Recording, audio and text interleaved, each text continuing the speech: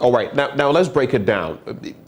You talk about the fact that this LI, this legislative instrument, will make KT Hammond too powerful. How so?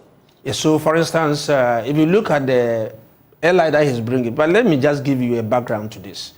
Now, the minister, by Act 503, has the right to enact or to come along with legislative instruments. And that is why he's hanging his strength on.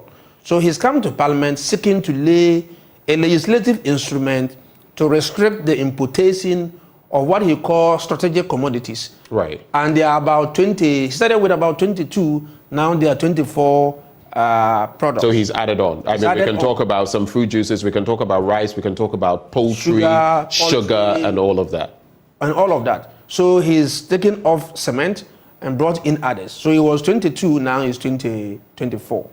Now, under normal circumstances, before you come to lay a legislative instrument, you do what we call pre-laying.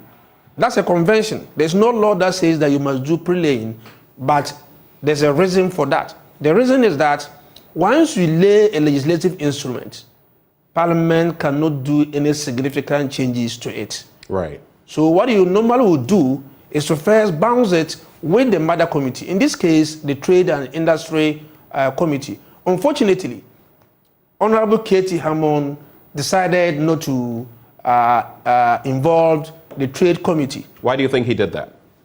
There's a reason that we cannot tell as we sit here. We are still wondering why he would decide not to involve us. Do you think he realized that there was something off with the LI and so he was trying to evade? That is our suspicion. We think that... That's your suspicion? Yes, we think that if he had brought it to us, I would have made significant changes to it. Perhaps that wouldn't have also inured to his benefit.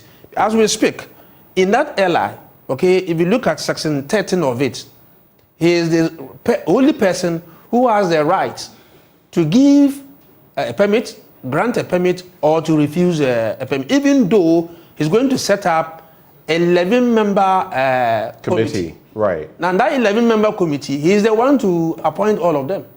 And that 11-member committee, 4 of them form a quorum to be able to take decisions. Now, that committee is just an advisory committee. After they had gone through the applications and made their recommendations to him, the minister can decide to say, I won't take your recommendations. If you're saying I shouldn't give, I will give. If you're saying I should give for this particular person, I wouldn't give. Clearly, there's no need even setting up that committee. And so we're saying that it's going to give him so much powers. And once you have set powers, the next thing is corruption.